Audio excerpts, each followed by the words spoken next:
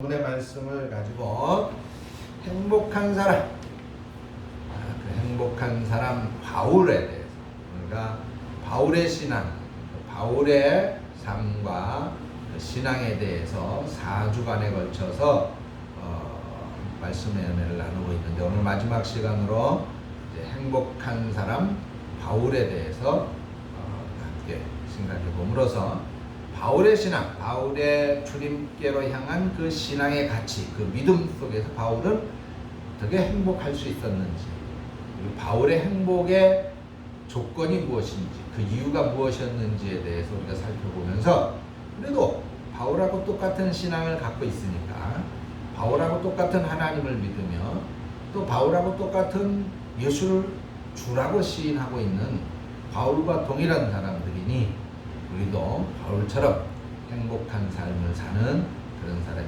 되어져야 되겠습니다. 참 작금의 시대는 전혀 행복할 수 없는 그런 시대이죠. 가족 간에도 직장이나 또는 밖에 나갔다 들어오는 가족들이 혹시 또 몸에 이상이 있지 않을까 염려하며 근심하고 살펴봐야 되고, 이웃들 간에 혹시 모를 의심의 눈초리로 또 바라보아야 되고, 또 같은 아파트의 엘리베이터를 타도 혹시 이 안에 다른 사람이 타게 되면 혹시 감염될지 모를까 불안해하고, 그런 시대 속에 우리는 살아가고 있습니다. 이런 시대 속에 어떻게 우리는 행복할 수 있을까? 도대체 이런 시대 속에서 행복해야 된다, 행복할 수 있을 것이다 라고 말하는 것 자체가 잘못된 것 같고 오해일 것 같습니다.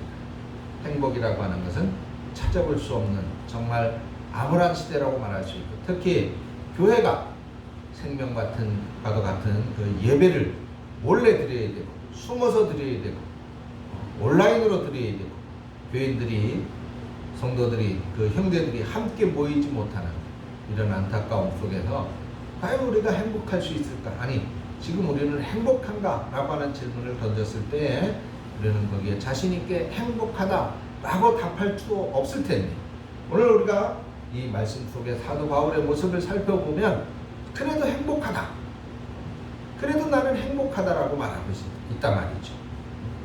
그러면 우리는 이 바울의 이 행복을, 우리도 그 행복의 조건, 행복의 요인, 이유, 그것을 찾아서 오늘 이 암울한 시대에 우리도 그 행복할 수 있는 삶을, 예수인이기 때문에, 그리스도인이기 때문에 행복할 수 있는 삶의 조건과 이유를 찾아보고, 또 그 사실을 확신하고 믿어서 행복한 삶을 이루어 나가는 모든 성도님들이 되어줄 수 있기를 바랍니다.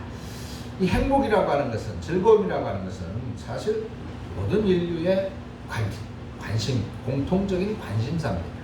누구든 즐거워하기를 원하고 행복하기를 원하죠. 사실 우리나라는 얼마 전까지만 해도 그런 행복보다는 출세에 관심이 많았어요. 출세. 그러니까 지금은 배가 나오는 것을 모두 두려워하죠. 배 나오는 것을 흉을 보고, 배 나오면은 어떻게든 그 뱃살을 없애기 위해서 갖은 노력을 다합니다. 그런데 우리 어렸을 때만 해도 이 배 나오는 것이 부러움의 대상이었어요. 배 나와야 대장감이고, 배가 나오면 사장감이고, 그렇게 인식을 했단 말이죠. 출세의 상징이었단 말입니다. 그런데 이제는 이런 출세가 삶의 목표가 아닙니다. 바뀌어졌어요. 이와 같은 생각이 달라지는 거예요. 물론 아직도 출세 지향적인 그런 사람들이 많이 있습니다. 없는 건 아니지만은 자기 적성과 또 자기에게 맞는, 특기에 맞는 그런 직업을 선택하고 거기에서 행복을 찾는 젊은이들이 오늘 대세를 이루고 있죠. 지금의 시대 풍조는 무작정적인 그런 출세 제일이 아니라 어떻게 하면 내가 적성에 맞는, 내 특성에 맞는, 특기에 맞는 그런 직업을 갖고 행복을 찾을 수 있을까, 거기에 많은 사람들이 초점을 맞추고 있다는 것입니다. 그러니까 행복이 우리들의 최대 관심사라고 하는 것이죠. 저도 우리 성도님들의 행복에 관해서 관심이 많습니다. 언제나 저의 최대 관심과 기도의 제목은 어떻게 하면 우리 성도들 한 사람 한 사람이 정말 행복한 삶을 살아갈 수 있을까 하는 것입니다. 그런 측면에서 예수를 믿는 것도 어떤 의미에서는 결국은 우리가 행복한 삶을 살아가기 위한 하나의 방법일 수도 있을 것입니다.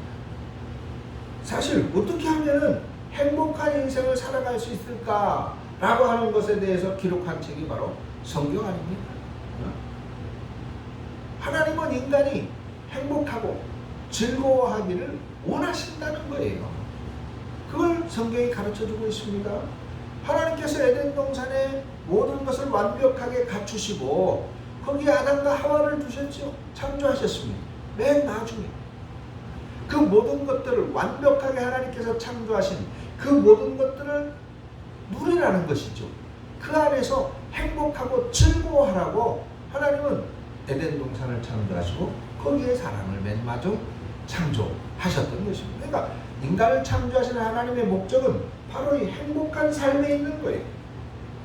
그래서 성경은 끊임없이 우리 인간들이 어떻게 해야 인간 본연의 그 행복한 삶을 살아갈 수 있을지에 대해서 우리에게 가르쳐 주시는 그런 책이다라고 말할 수 있는 것입니다.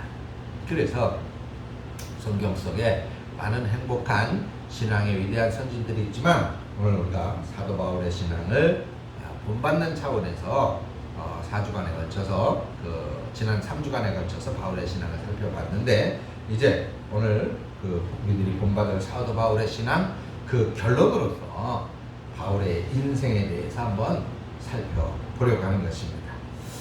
근데 사실은 엄밀히 따져보면 사실 세상적인 평가로 생각할 때 바울은 전혀 행복한 인생이 아니었죠.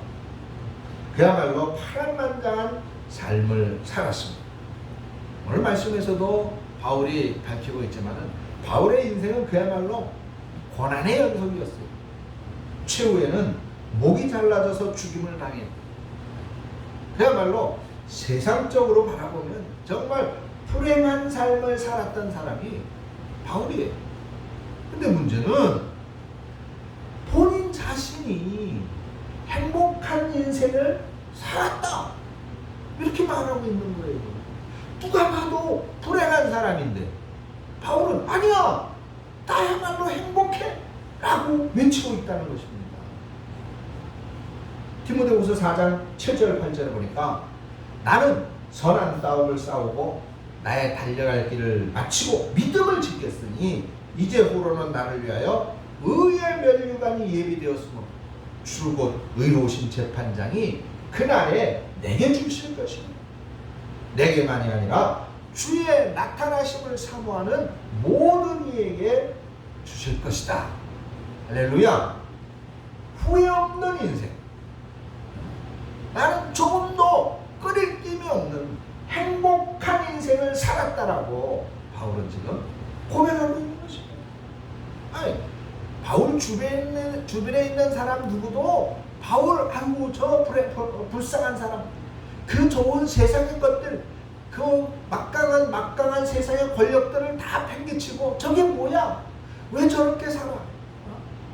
결국은 목이 달려 죽음을 당하는 그 모습을 보면서 혀를 끌끌끌 차면서 불쌍하고 참 바보 같은 사람이라고 많은 사람들 얘기하지만 바울은 아닙니다. 나는 진정으로 행복한 삶을 살았습니다라고 말하고 있다고 말합니다.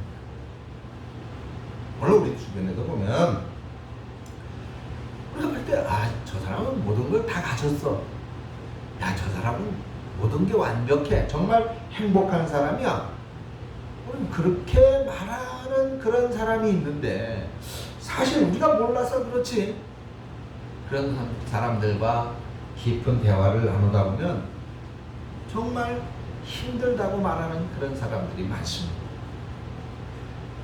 아무리 우리가 볼 때는 좋아 보여도 다 갖추고 있어 보여도 그 내면에는 그만이 갖고 있는, 그만이 짊어지고 있는 감당할 수 없는 무거운 짐이 그 삶을 억누르고 있다는 것이죠. 그래서 그는 행복하다라고 말하지 못하는 것입니다. 그런데 오늘 사도 바울은 그 누가 바라봐도 불쌍한 사람이고 불행한 사람이었는데 그는 어떻게 행복하다라고 말할 수 있었습니까? 그러면 바울이 말하는 그 행복은 과연 어떤 행복이었을까? 바울은 어째서 어떻게 그 어떤 상황에서도 행복하다라고 말할 수 있었던 걸까? 오늘 우리가 찾아보려고 하는 것입니다. 자, 보통 세상에는 세 가지의 행복이 있다고 합니다. 첫째로는 뭔가를 소유함으로써, 가짐으로써 오는 행복입니다. 우리는 무엇을 가질 때 즐거움과 행복을 느낍니다. 돈을 벌었을 때 또는 자기가 원하는 것을 가졌을 때, 그럴 때 사람들은 행복을 느낀다는 것이죠. 우리가 기억하듯이 옛날에는 한 달 내내 일한 월급을 봉투에 담아서 직접 주었죠. 그때 그 월급 봉투를 받았을 때의 행복이라고 하는 것은 그야말로 모든 월급을 받는 국민들의, 서민들의 즐거움이고 행복이었을 것입니다. 근데 지금은 온라인으로 월급을 받게 되니까 그때의 행복을 다 잊어버렸다는 것이죠. 자동차를 처음 가졌을 때 또는 처음 집을 마련했을 때 그 집에 처음 누웠을 때 그 행복, 소유를 통해서 우리가 무엇인가를 가졌을 때 우리가 행복이라고 하는 것을 경험하고 느낀다라고 하는 것입니다. 많은 사람들이 원하는 행복이 바로 이런 행복입니다. 그러나 사도 바울에게는 사실 이 행복이 없었습니다. 만일 행복이라고 하는 것이 뭔가를 가져서 얻는 것이라면 사도 바울은 행복한 사람이 아니라 불행한 사람입니다. 사도 바울은 가진 것이 아무것도 없는 사람이었기 때문입니다. 그러니까 행복이라고 하는 것이 무엇을 가지는 이 소유로부터 비롯되는 것이라고 할 것 같으면 사도 바울은 절대로 나는 행복합니다 라고 말할 수 없는 사람이었던 것이죠. 그러면 사도 바울의 행복은 소위 세상 사람들이 원하는 그런 가짐으로서 없는 행복은 아니더라는 것이지요. 그런 건 무엇이었을까요? 두 번째로 사람들은 흔히 무엇을 행함으로써 행복을 느낀다고 합니다. 무엇을 뭘 함으로써 얻어지는 행복이죠. 여행을 함으로써 얻어지는 행복, 등산을 함으로써 얻어지는 행복, 노래하고 춤을 추고 그림을 그리고 운동을 하면서 느끼는 그런 행복과 즐거움이 있습니다. 음식을 먹으면서, 맛있는 음식을 먹으면서 행복을 느끼기도 합니다. 이렇게 몸을 움직이면서 무엇을 함으로써 느끼는 행복, 그것을 체험지향적인 행복이라고 합니다. 체험지향적인 행복. 무엇을 가짐으로써 말미암는 행복은 소유지향적 행복이다 라고 말할 수 있고, 요거보다는 조금 한 차원 높은 행복이라고 할 수 있겠죠. 무엇을 행함으로써 얻어지는 행복. 그러니까 뭐 봉사활동을 하는 것도 이런 체험지향적인 행복을 얻기 위해서 봉사활동도 하는 거예요. 엄밀히 따지면. 그런 것이 체험지향적인 행복입니다. 자, 그런데 사도 바울은 이런 행복도 없었어요. 성경 어디에도 바울이 이런 체험지향적인 행복을 누렸다라고 바울은 언급하고 있지 않고 그런 이야기도 찾아볼 수가 없습니다. 그럼 바울의 행복은 이런 체험지향적 행복도 아니었다는 것이죠. 그리고 세 번째, 행복이 이제 가장 높은 차원의 행복인데 본질적인 값진 행복이 있습니다. 그것은 뭐냐? 소위 이제 의미지향적인 행복이라는 것이에요. 의미. 그러니까 첫 번째 이미 소유지향적인 행복이나 두 번째 행복인 이 체험지향적인 행복은 다 한계가 있습니다. 한계가 있습니다. 일시적인 행복입니다. 그래서 물건을 소유하고 또는 취미로 얻어지는 그런 행복은 한계가 있단 말이죠. 처음 느꼈던 행복과 감동이 지속되어지지 않습니다. 결국은 나중에 시들해지고 그것에서 마음이 떠나가게 되면 결코 그것으로 인한 행복을 느끼지 못한다는 것이죠. 무엇이든지 한참 지나면 시들해지기 때문입니다. 자, 그런데 우리의 삶에 내포되어져 있는 이 의미를 깨달았을 때 느끼는 행복, 이것이 진정한 행복인데, 이 우리가 하는 일의 의미를 깨닫게 되어지는 것, 자기가 하는 일이 비록 세상적인 평가로 볼 때는 하찮은 것 같고, 세상적인 사람들이 바라볼 때는 실패한 것 같고, 불행한 것 같이 보여지고 여겨질지라도 그 속에 들어있는 의미, 그 참된 의미를 깨닫게 될 때에, 그리고 그것을 내 것으로 만들고 누리게 될 때에 거기에 진짜 행복이 있다는 것입니다. 즉 바울을 행복하게 했던 그 행복이 바로 이 행복입니다. 우리가 알듯 바울은 오늘 말씀에 그랬잖아요. 고난의 연속입니다. 핍박을 받았고 매를 맞고 그야말로 하루도 편할 날이 없어요. 감옥에도 오래 살았습니다. 세상적으로 말하면 한숨을 쉬고 원망을 해야 할 것입니다. 그런 상황 속에서 바울은 행복을 느꼈어요. 빌립보서 4장 4절에 보니까 주 안에서 항상 기뻐하라. 내가 다시 말하노니 기뻐하라. 기뻐하라고 말하고 있습니다. 바울이 어떻게 이렇게 힘든 상황 속에서 행복할 수 있었습니까? 바울은 자신이 당하는 이 고난의 의미를 알 수 있었기 때문에, 깨달을 수 있었기 때문에, 자신이 당하는 이 모든 어려움의 의미를 진정으로 알고 그걸 내 것으로 삼았기 때문에 행복할 수 있었던 것이다. 지금 이 시대도 마찬가지입니다. 그야말로 이 시대를 어떻게 보면 핍박의 시대라고 말할 수 있죠. 성도들이 함께 모여 예배하는 것이 교회의 본질입니다. 그런데 지금은 코로나19라는 질병 때문에 함께 모여 예배하는 이 당연한 교회의 본질이 벌금의 대상이 되어졌어요. 벌금. 물론 이건 권력의 행포다라고 말할 수 있겠지만, 그러나 전염병을 우리가 차단하고 전염병으로부터 우리 모두가 다시 건강을 회복하고, 그래서 그전처럼 활발한 예배 활동을 하기 위해서는 지금 좀 참고 인내하며 정부의 방침에 따라야 한다라고 하는 긍정적인 측면도 우리가 갖고는 있습니다.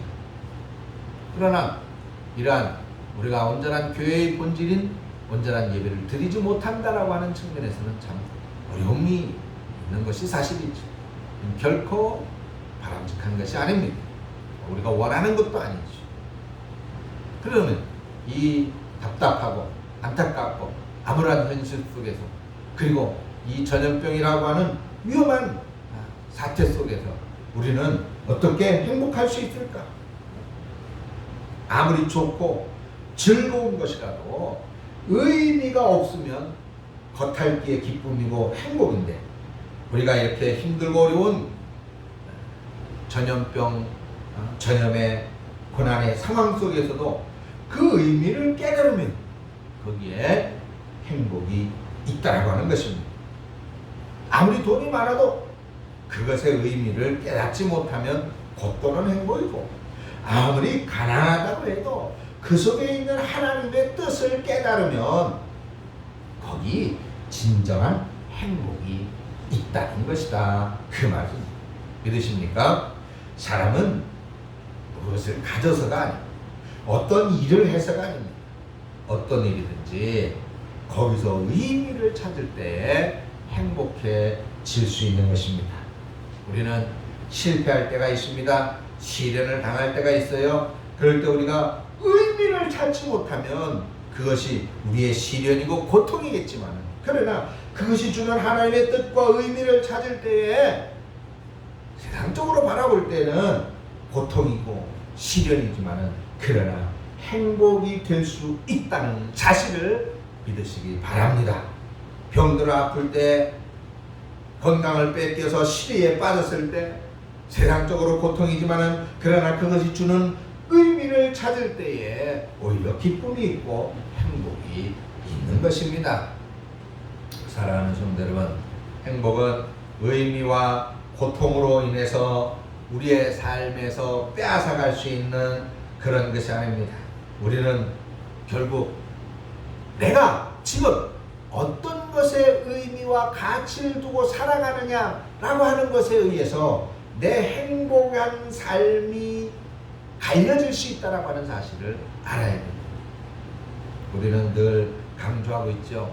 세상의 삶, 예수를 알지 못하던 삶은 그 삶의 의미와 가치는 물질에 있단 말이죠. 소유, 무엇을 얻는 것, 더 나아가서 조금 나아지면은, 그러면 이제 체험적 가치, 체험적 행복, 그러면 이제 많은 사람들이 산으로 몰려가, 많은 사람들이 운동으로 몰려가, 취미생활로 몰려갑니다. 좀 더 나은 삶의 의미와 가치를 그런 것에서 찾죠. 그러나 그런 것들은 한순간의 가치일 뿐이다 라고 하는 것을 말씀을 드렸습니다. 오늘 우리는 진정한 행복이 어디에 있는가? 교차로에서 있다고 말할 수 있습니다. 의미가 있어야 기쁨이 있는 것이고, 그리고 그래야만이 거기에 진정한 즐거움이 있습니다.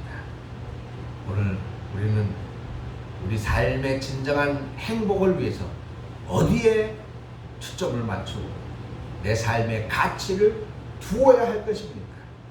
바울이 많은 시련과 핍박과 고통 속에서도 바울은 그의 가치와 의미가 오직 하나님께 있었기에, 그리고 그 삶에 대한 의미를 진정으로 깨달아 알았기 때문에 하나님의 깊은 섭리를 깨닫고, 그래서 그는 행복한 사람이 될 수 있었던 것입니다.